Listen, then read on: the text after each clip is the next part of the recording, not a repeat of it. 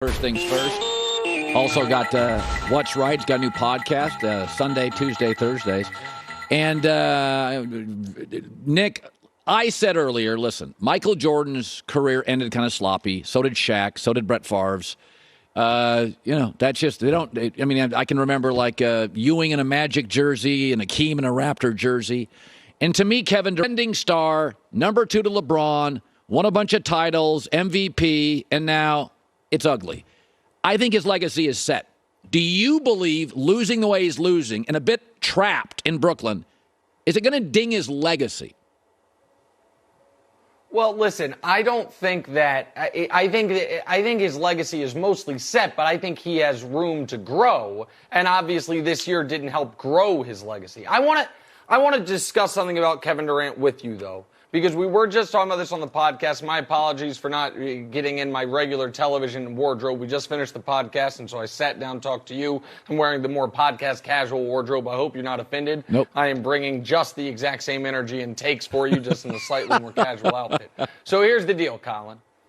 My only issue with KD at the present moment is he seems to take issue with the way he is being evaluated by us in the media, by Barkley, by contemporaries, which denies the fact he is being evaluated the way all of the greatest of the greats have been evaluated, which is we do not measure all championships exactly equally, and we do add context. Colin, if I were to say to you, Kobe Bryant has 5 titles, are some more important for his legacy than the others, you would say yes, obviously.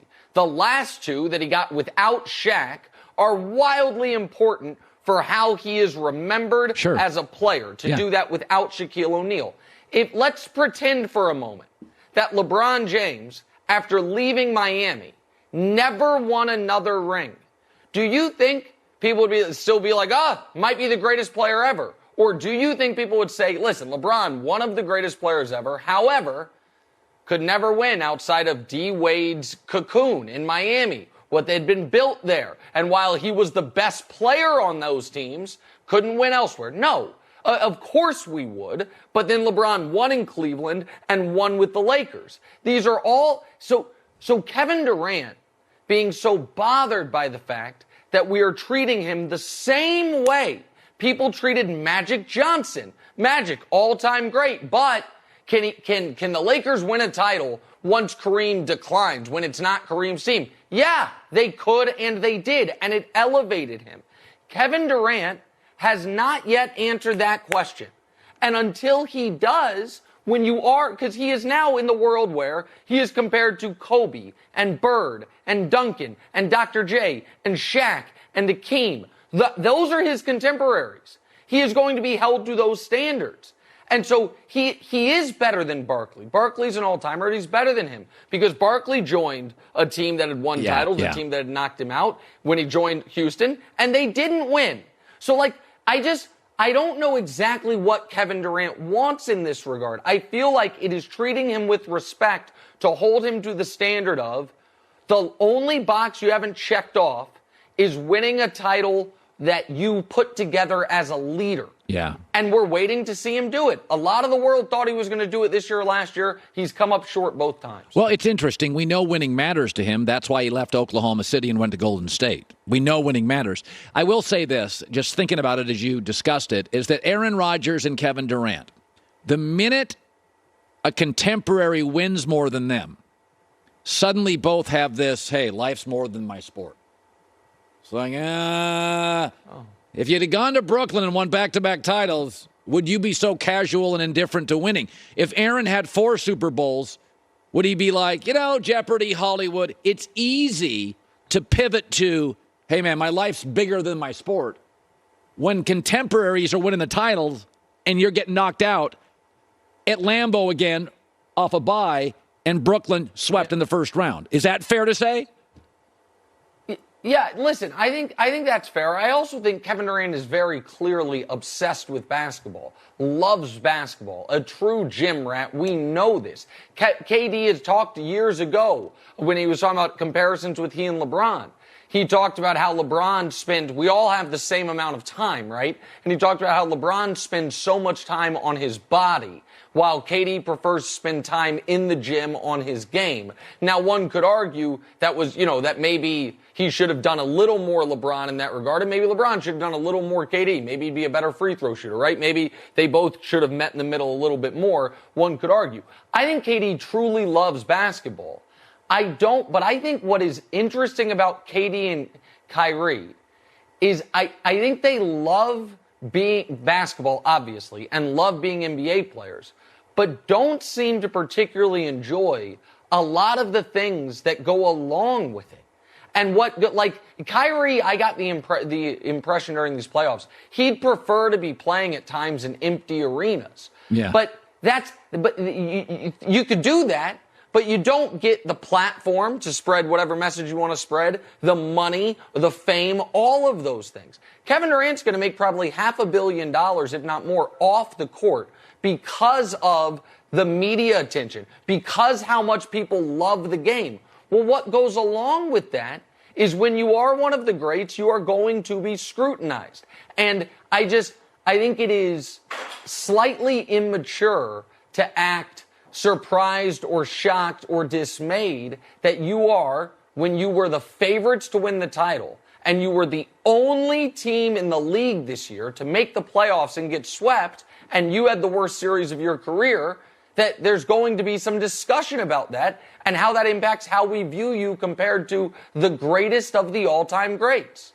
So this is interesting. You have a much more dynamic nightlife than I do. I go to bed, I eat chicken parm, I watch games, I get up, I don't smoke. Oh, yeah. You are the James Harden. Cocktails, you're the James Harden of talk show hosts. You close nightclubs. You are very dynamic, and I'm watching James Harden, and I'm thinking to myself, well, he's aging really fast, and this is what happens when you've made a lot of money. And you've closed the nightclubs, and LeBron, Russell Wilson, they're obsessed. I mean, it's like, a body. Well, that's why their careers last longer. It's not a knock on James. It is a reality of James Harden. And we both, I think you like him more than me. But my takeaway is, I think they won the trade, but this is maybe how the last few years are going to be, Nick. He's slow. I'm concerned, Colin. I'm concerned about his inability to get past people. He can't. There's no way around it. Let's be clear. Harden's brilliance was never raw, dynamic athleticism. He's one of the smartest players ever. If you want to put it kindly, he's one of the craftiest players ever. His passing is brilliant, all those things. But these plays, some of which that we're showing, he used to be getting by guys. He would get guys on his hip. He would go up for that floater. He's not getting past anybody anymore. Yeah. That is concerning. Ever since the hamstring injury, which, to his credit, despite the nightlife, despite everything you're saying, he was an absolute Iron Man. He was playing 80-plus games every year, heavy minutes, was never hurt. And so I give him massive credit for that. Yep. But right here, this play is concerning, man. And I understand. I think it's hard for me to see from here. I think that's Scotty Barnes. Scotty Barnes, excellent player, is also a rookie. Like, James Harden is not beating anybody off the dribble anymore. That's concerning. And, for Philly, there's a lot of things concerning. I mean, everyone says no one's ever blown a 3-0 lead.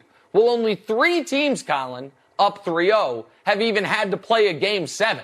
And one of them was the 1951 Rochester Royals. I don't know if you covered that team, but it was a little before my era. So it's pretty damn rare. Yeah. You're up 3-0 and you even face a Game 7. Philly is staring down the barrel of a very, very dangerous situation.